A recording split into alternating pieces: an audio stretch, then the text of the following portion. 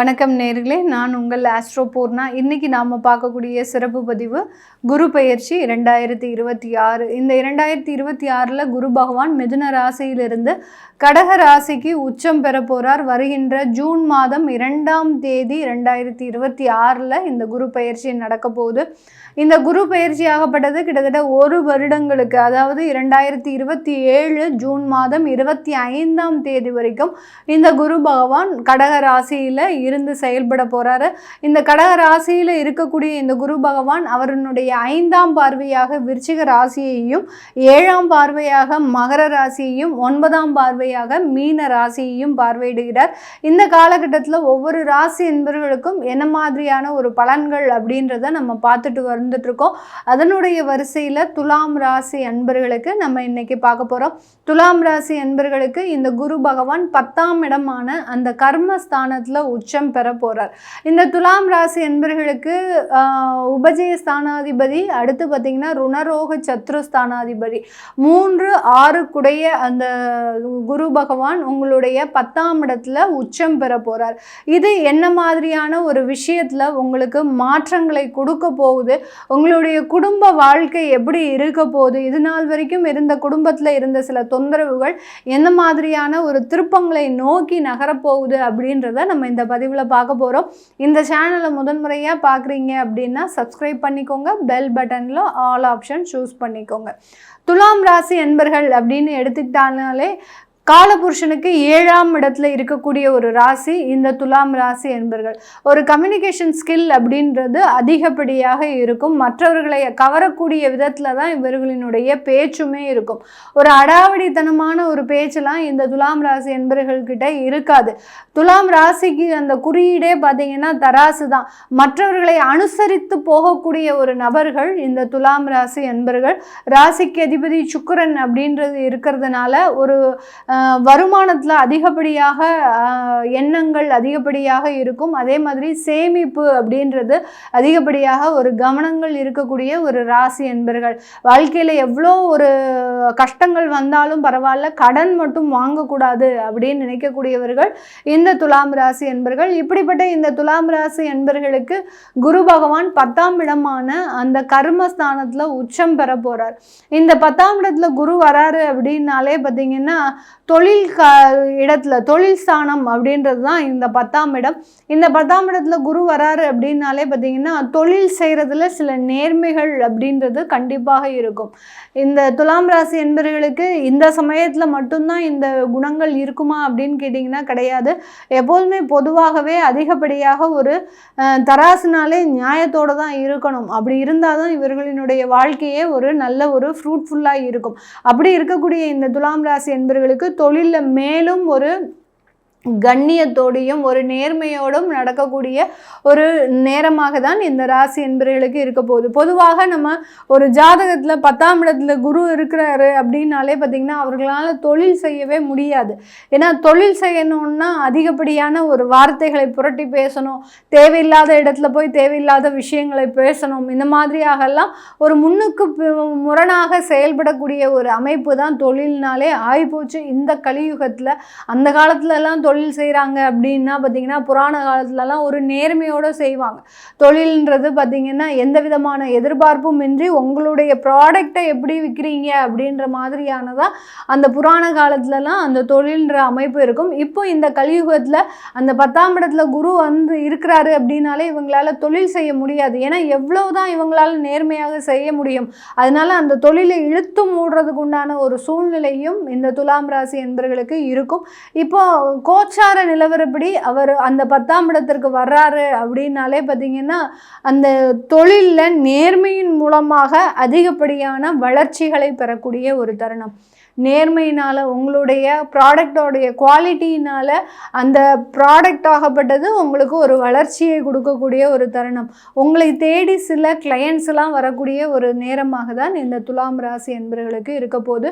உங்களுடைய குடும்பஸ்தானத்தை அந்த குரு பகவான் பார்வையிடுகிறார். குடும்ப குடும்பஸ்தானம், தனஸ்தானம், அடுத்து பார்த்திங்கன்னா வாக்குஸ்தானத்தை அந்த குரு பகவான் பார்வையிடுறதுனால இந்த இடத்துல பார்த்திங்கன்னா குடும்பம் சம்பந்தப்பட்ட சில பிரச்சனைகள்லேருந்து நிவர்த்தி அப்படின்றது முழுமையாக கிடைக்கக்கூடிய ஒரு தருணம். குடும்பத்தில் நிறைய விவாகரத்து வழக்குகள், ஒருத்தருக்கு ஒருத்தர் ஏமாற்றக்கூடிய ஒரு சூழ்நிலை. மனைவி என்ன பண்ணுறாங்க அப்படின்றது கணவருக்கு தெரியாது, கணவன் என்ன பண்ணுறாங்க அப்படின்றது மனைவிக்கு தெரியாது. அடுத்து பார்த்திங்கன்னா இந்த 2 உறவுகளுக்கு இடையில் 3வது நபர்களின் தலையீடு அப்படின்றது அதிகப்படியாக இருக்கும். கணவன் மனைவி அந்யோன்யம் அப்படின்றது கடந்த காலத்துலலாம் பெருமளவு ஒரு சாதகமாக இருக்காது. எவ்வளோதான் விட்டு கொடுத்து போனாலும் அவர் எனக்கு சாதகமாக இருக்க மாட்டேங்கிறார், அதனால நான் இந்த குடும்பத்தை விட்டு வெளியேறக்கூடிய ஒரு சூழ்நிலையில் இருக்கிறேன் அப்படின்ற மாதிரியாக இந்த துலாம் ராசி என்பர்களினுடைய குடும்ப வாழ்க்கை அப்படின்னு பார்த்திங்கன்னா ரொம்ப சின்னாபின்னமான ஒரு சூழ்நிலையாக தான் இருக்குது. எந்நேரமும் பார்த்திங்கன்னா ஒரு சண்டை சச்சரவுகள், அந்த வீட்டில் பார்த்திங்கன்னா ஒரு அழுகுரல் அப்படின்றது அதிகப்படியாக இருந்துக்கிட்டே இருக்கும். இது எல்லாமே அந்த குருவினுடைய பார்வையின் மூலமாக ஒரு நிவர்த்தியை பெறக்கூடிய ஒரு ஸ்தானத்திற்கு இந்த துலாம் ராசி என்பர்கள் வரப்போகிறாங்க. இந்த இடத்துல பார்த்திங்கன்னா குரு பகவானின் பார்வையாகப்பட்டது இவர்களுக்கு அதிகப்படியான வேலை வாய்ப்புகளை கொடுக்கக்கூடிய ஒரு தருணம். கடந்த காலத்தில் வேலை இழப்புகள் அதிகப்படியாக இருக்கும், அதே ஈக்குவல் ரேஷியோவாக இப்போ இந்த குரு பெயர்ச்சி வேலை வாய்ப்புகளை கண்டிப்பாக கொடுக்கக்கூடிய ஒரு நேரமாக தான் இந்த ராசி என்பர்களுக்கு குரு பயிற்சி இருக்க போது. இந்த ராசி என்பர்களினுடைய 4ஆம் இடத்தை குரு பகவான் பார்வையிடுகிறார். அதனால சொத்துக்கள் வாங்கக்கூடிய ஒரு நேரம். எனக்காவது ஒரு காணி நிலமாவது வேணும் அப்படின்னு ஆசைப்பட்டவர்களுக்கு எல்லாருக்குமே இந்த துலாம் ராசி என்பவர்களுக்கு இந்த வருடம் சொத்துக்களை சேர்க்கிறதுக்கு உண்டான ஒரு நேரம். இந்த துலாம் ராசி என்பவர்களை பொறுத்த மட்டுக்கும் சிறு வயதிலிருந்தே மற்ற உறவுகளுக்காக, தன்னுடைய உடன் பிறந்த சகோதர சகோதரிகளுக்காக தன்னுடைய வாழ்க்கையை தியாகம் செய்தவர்கள் தான் சொல்லணும். அவர்களுக்குன்னு ஒரு சில சொத்துக்களை வச்சுக்க மாட்டாங்க, எல்லாத்தையுமே அவர்களுக்காக, மற்றவர்களுக்காக உழைச்சி சம்பாதித்து கொடுத்தவர்களாக தான் இருப்பாங்க. இன்னைக்கு நேரத்துக்கு உங்களுக்கு ஒரு சில சொத்துக்களை வாங்கக்கூடிய ஒரு அமைப்பை இந்த குரு பகவான் 10ஆம் இடத்துல இருந்து இந்த துலாம் ராசி என்பர்களுக்கு கொடுக்க போறார். அடுத்து இந்த குரு பகவானினுடைய பார்வை 6ஆம் இடத்திற்கு படுறதுனால நான் முதலே சொன்ன மாதிரி வேலை வாய்ப்புகள் இருக்கும். அடுத்து பார்த்திங்கன்னா எதிரிகளினுடைய தொந்தரவுகள் குறையும். அடுத்து திருஷ்டி தோஷங்கள் குறைவதற்குண்டான ஒரு நேரம். எங்கே போனாலும் ஒரு உடல் பலவீனங்கள் அடிக்கடி ஏற்பட்டுகிட்டே இருக்கும். என்னவோ தெரியல, நான் வெளியில் போயிட்டு வந்தாலே எனக்கு உடல்நிலை சரியில்லாமல் போயிடுது, என்னுடைய உறவுகள் வீட்டுக்கு போயிட்டு வந்தாலே எனக்கு முடியாமல் வந்துடுது, இல்லாத வியாதியெல்லாம் எனக்கு வரக்கூடிய ஒரு சூழ்நிலையாக இருக்குது. இப்படி அந்த திருஷ்டி தோஷங்களினுடைய தாக்கம் அதிகமாக இருக்கக்கூடிய இந்த துலாம் ராசி என்பர்களுக்கு இந்த குரு பகவானின் பார்வையாகப்பட்டது இந்த மாதிரியான சில பிரச்சனைகள் இருந்து நிவர்த்தியை கொடுக்கக்கூடிய ஒரு நேரமாக இருக்கும். அடுத்து பார்த்தீங்கன்னா அந்த 6ஆம் இடத்துல சனி பகவான் இருக்கிறதுனால அந்த சனியை குரு 9ஆம் பார்வையாக பார்க்கறதுனால இதுநாள் வரைக்கும் வேலையில் உயரதிகாரிகளின் தொந்தரவுகள் அதிகமாக இருந்திருக்கும். இந்த துலாம் ராசி என்பர்களுக்கு இந்த வருடத்தில் அந்த உயரதிகாரிகளின் தொந்தரவுகள் அப்படின்றது குறைஞ்சிருக்கும். ஒன்றா உயரதிகாரியை தூக்கி டிரான்ஸ்ஃபர் போடுறது, இல்லை உங்களுக்கு அதற்குண்டான சில சாதகமான விஷயங்கள் நடக்கிறதுக்குண்டான ஒரு நேரமாக இருக்க போது. இந்த துலாம் ராசி என்பவர்களுக்கு அரசாங்க உத்தியோகத்தில் அதிகப்படியான வழக்குகளை நீங்கள் சந்திச்சிருப்பீங்க. தேவையில்லாத இடமாற்றம், நீங்கள் செய்யாத தப்புக்கு உங்களுக்கு சில பனிஷ்மெண்ட்டு, அடுத்து பார்த்தீங்கன்னா அந்த வேலையில் உங்களுக்கு அலுவலக ரீதியான வழக்குகள், இதெல்லாமே ரொம்ப மென்டல் டென்ஷனாக இருக்கக்கூடிய ஒரு காலமாகலாம் இருந்திருக்கும் கடந்த வருடத்தில். இது எல்லாமே இந்த வருடத்தில் உங்களுக்கு நிவர்த்தி ஆகக்கூடிய ஒரு நேரமாக தான் இந்த ராசி என்பர்களுக்கு இருக்க போது.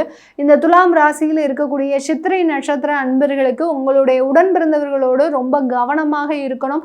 அந்த உடன் பிறந்தவர்களோடு சேர்ந்து செய்யக்கூடிய தொழிலில் சில பாதிப்புகள் ஏற்படுவதற்குண்டான ஒரு அமைப்புகள் அப்படின்றது இருக்குது. அடுத்து பார்த்தீங்கன்னா சுவாதி நட்சத்திர அன்பர்களுக்கு, துலாம் ராசியில் இருக்கக்கூடிய சுவாதி நட்சத்திர அன்பர்களுக்கு உங்களுடைய குழந்தைகள் சம்பந்தப்பட்ட விஷயத்தில் ரொம்ப கேர்ஃபுல்லாக நீங்கள் டிசிஷன்ஸ் எடுக்கணும். அது நல்ல வளர்ச்சியை நோக்கி தான் இருக்கும். அடுத்து பார்த்திங்கன்னா உயர்கல்வி, அந்த குழந்தைகளுக்கு தேவையான உயர்கல்வியை அமைத்து தர்றதில்ல இந்த சுவாதி நட்சத்திர அன்பர்கள் முழுமையான பங்கை வகிக்கக்கூடிய ஒரு நேரமாக தான் இருக்கும். அடுத்து விசாகம் நட்சத்திர அன்பர்களுக்கு இந்த காலகட்டம் நல்ல உயர் பதவி, ஒரு நல்ல ஒரு ஆடம்பரமான ஒரு வாழ்க்கை நல்ல ஒரு சுகமான ஒரு வசதி வாய்ப்புகளை பெற்றுத்தரக்கூடிய ஒரு நேரமாக தான் இந்த குரு பெயர்ச்சி இருக்க போது. இது எல்லாமே நம்ம கோச்சார நிலவரப்படி பலன்களை கணிச்சு சொல்லியிருக்கிறோம். உங்களுடைய சுய ஜாதக திசாபுத்தியின் அடிப்படையில் உங்களுடைய திருமண வாழ்க்கையை தெரிஞ்சுக்கிறதுக்கும் திருமணத்தில் இருக்கக்கூடிய சில தடைகளை தெரிஞ்சுக்கிறதுக்கும் கீழே இருக்கிற நம்பருக்கு வாட்ஸ்அப்பில் அப்பாயின்மெண்ட் வாங்கிக்கிட்டு நீங்கள் கன்சல்ட் பண்ணிக்கலாம். உங்களுடைய குழந்தைகளுக்கு ஜாதகம் எழுதணும், நியூமராலஜி படி பெயர் வைக்கணும்னு நினைக்கிறவங்களும் கீழே இருக்கிற நம்பருக்கு வாட்ஸ்அப்பில் மெசேஜ் அனுப்புங்க. அதற்குண்டான விவரங்கள் தெரிய வரும். உங்களிடமிருந்து விடைபெறுவது உங்கள் ஆஸ்ட்ரோ பூர்ணா. நன்றி, வணக்கம்.